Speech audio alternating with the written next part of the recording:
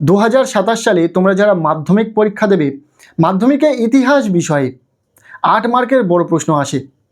3টি প্রশ্ন পরীক্ষাতে থাকে, একটি প্রশ্নের উত্তর তোমাদেরকে লিখতে হয়। ওই একটি প্রশ্ন তোমরা অবশ্যই কমন পাবে এবং একটি প্রশ্ন লিখলেই পেয়ে যাবে 8টি নম্বর। তার জন্য কটা প্রশ্ন পড়তে লাগবে? খুব বেশি হলে 4 থেকে 5টি প্রশ্ন। যদি 4 থেকে 5টি প্রশ্ন পড়লেই তোমরা 8 নাম্বার পেয়ে যাও, এর থেকে ভালো বিষয় কি রয়েছে? হ্যাঁ, আজকের এই ভিডিওতে আমরা 4 থেকে 5টি এমন গুরুত্বপূর্ণ প্রশ্ন বলে দেবো ইতিহাস বিষয়ে 8 মার্কের জন্য, যে প্রশ্নগুলো তোমার পড়া থাকলে তোমরা হুবহু পরীক্ষাতে কমন পাবে। 2027 সালের মাধ্যমিক ইতিহাস পরীক্ষাতে দুর্দান্ত একটা রেজাল্ট হবে। তো চলো ঠিক কোন প্রশ্নগুলো পড়তে হবে, কোন প্রশ্নগুলো ইম্পর্টেন্ট রয়েছে দেখে নেওয়া যাক। প্রথম প্রশ্ন, নীল বিদ্রোহ অথবা সাঁওতাল বিদ্রোহের কারণ ও ফলাফল লেখো। ভীষণ ইম্পর্টেন্ট প্রশ্ন, খুব ভালো করে পড়বে। এরপর দ্বিতীয় প্রশ্ন, রবীন্দ্রনাথ ঠাকুরের শিক্ষা, চিন্তা ও শান্তিনিকেতন ভাবনার সংক্ষিপ্ত পরিচয় দাও। এই প্রশ্নটিও ইম্পর্টেন্ট। এই প্রশ্নটি একটু ঘুরিয়ে আসতে পারে। মানুষ, প্রকৃতি ও শিক্ষার সমন্বয় বিষয়ে রবীন্দ্রনাথের চিন্তার সংক্ষিপ্ত পরিচয় দাও।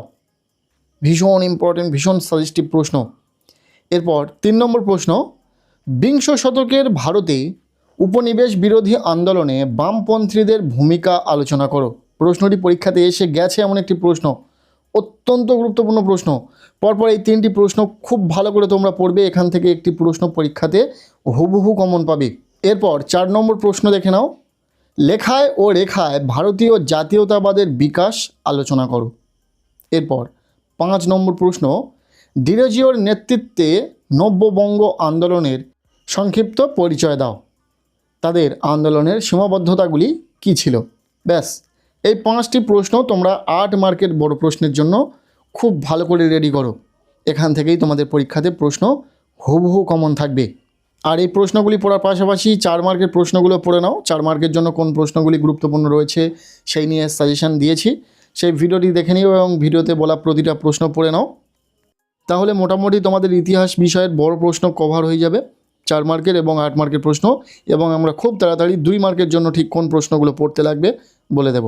আর বলে রাখি, 8 মার্কের ক্ষেত্রে আরও একটি এক্সট্রা প্রশ্ন তোমরা দেখে রাখলে সেটা খুবই উপকার হবে। প্রশ্নটি হলো, সশস্ত্র বিপ্লবী আন্দোলনে নারীদের ভূমিকা কী ছিল? মূলত 4 মার্কের জন্য এই প্রশ্নটি দিয়েছি। যারা 4 মার্কের ভিডিওটি দেখবে না তাদের জন্য বলে রাখবো যে এই প্রশ্নটি তোমরা এক্সট্রা দেখে রাখবে। 8 মার্কেও আসতে পারে, 4 মার্কেও আসতে পারে। সো কেমন লাগলো আজকের এই সাজেশন ভিডিওটি অবশ্যই কমেন্ট সেকশানে জানাও।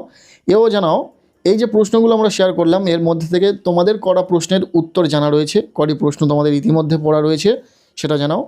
আজকের এই ভিডিওটি ভালো লেগে থাকলে লাইক করে দাও, চ্যানেলে নতুন হলে চ্যানেলটিকে সাবস্ক্রাইব করে রাখো, আর পারলে ভিডিওটি প্রচুর শেয়ার করে দাও।